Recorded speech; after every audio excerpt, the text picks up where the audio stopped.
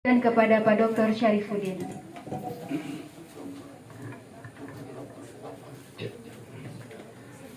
Bismillahirrahmanirrahim. Assalamualaikum warahmatullahi wabarakatuh.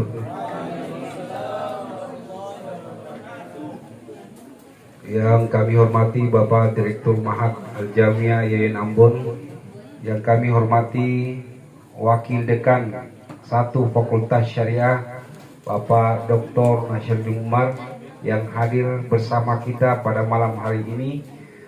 Semoga kedua pemateri ini selalu disayangi oleh Allah, dirahmati oleh Allah, diberikan umur yang panjang dan selalu diberikan kesehatan yang prima oleh Allah Subhanahu wa taala.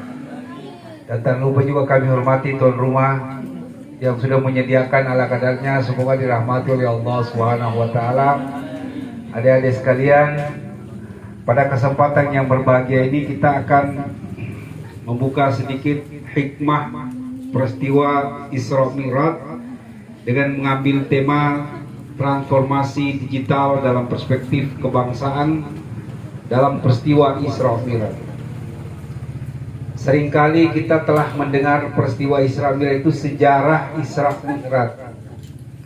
Seringkali kita mendengar setiap bicara Isra Mi'raj berarti perjalanan baginda Rasulullah SAW dari Makkah ke Palestina, dari Palestina naik ke Sidratul Muntaha. Mungkin pada kesempatan yang berbahagia ini kita lebih memperluas pemahaman kita terkait dengan peristiwa Isra Mi'raj yang dikemas dalam satu tema, yaitu transformasi digital.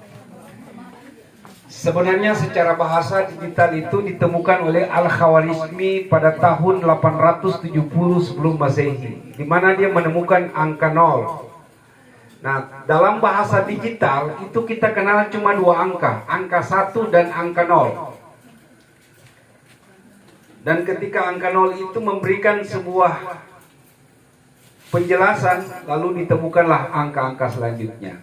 Berarti yang banyak itu selalu dimulai dari angka 0, lalu kemudian dari 1 menjadi, lahirlah istilah digital. Nah, peristiwa Isra Mi'raj ini mengubah wajah dunia. Sekarang ini berkat Isra Mi'raj ada 3 juta masjid di permukaan tanah ini. Ada sekitar 5 juta musola di permukaan tanah ini. Itu merubah wajah dunia berkat peristiwa Isra Mi'raj. Para ilmuwan itu sampai hari ini mendeteksi Isra Mi'raj belum selesai. Sehingga pada kesempatan yang berbahagia ini penting kita mengkaji.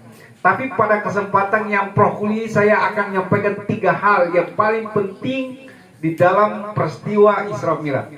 Yang pertama adalah bagaimana kita memiliki imanensi.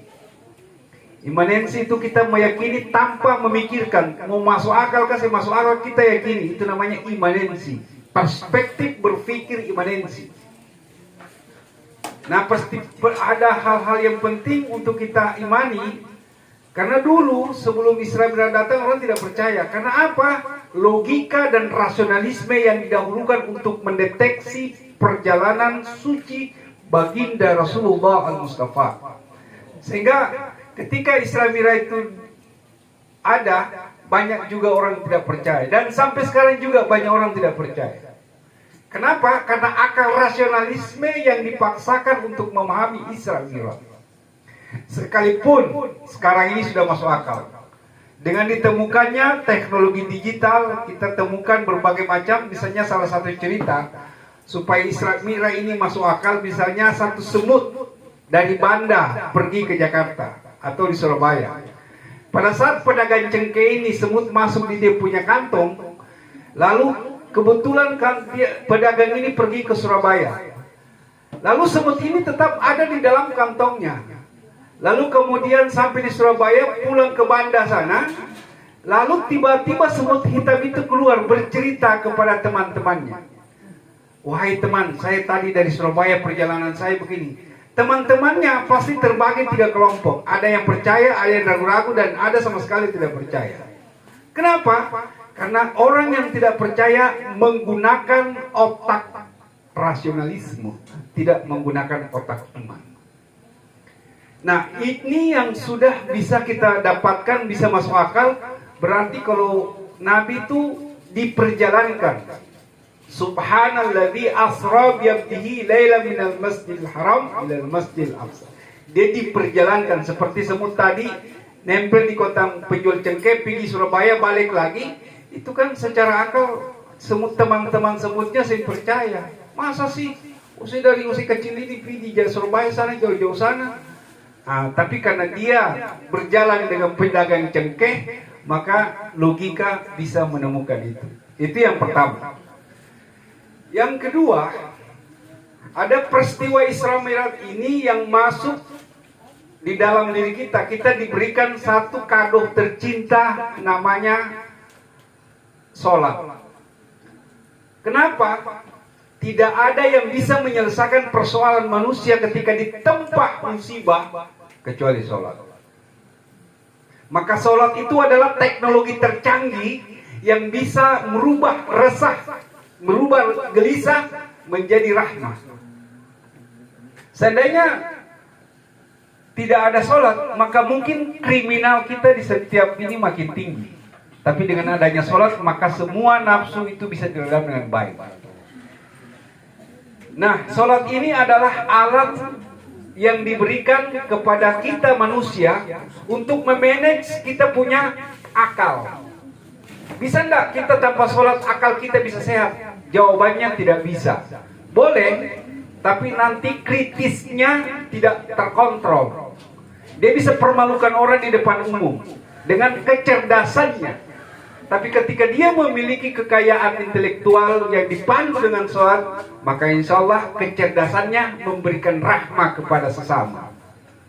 Nah, itu pentingnya sholat sebagai nilai yang merasuki ke dalam batin kita. Jadi sholat itu seperti kain kering, lalu kita rendam di air, lalu ketika air itu menyerap di dalam kain yang kering itu menunjukkan bahwa sholat itu sudah menyerap dalam perasaan kita, pikiran kita, dan sikap kita. Ini pentingnya sehingga sholat itu menjadi sesuatu yang sangat penting untuk kita jadikan satu kajian di dalam kajian-kajian akademik. Nah, yang ketiga adalah pesan Isra Mi'raj ini adalah bisa merubah kebiasaan-kebiasaan yang tidak tepat menghadapi waktu, tidak mampu manage waktu dengan ketepatan.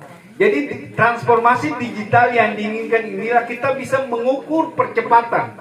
Nanti ada film yang nanti kita putarkan dan di sini kajian Fahmi Basa terkait dengan perjalanan Isra Mi'raj.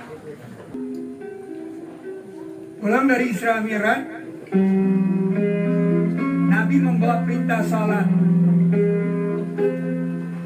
Tapi perintah salat itu disimpan di memori orang-orang beriman. Hanya orang beriman yang menyimpan data itu. Subuh 2 rakaat, ekspresinya 13. Maghrib 3 rakaat, ekspresinya 20. Dan Zuhur, Asar, Isya 4 rakaat, ekspresinya 26.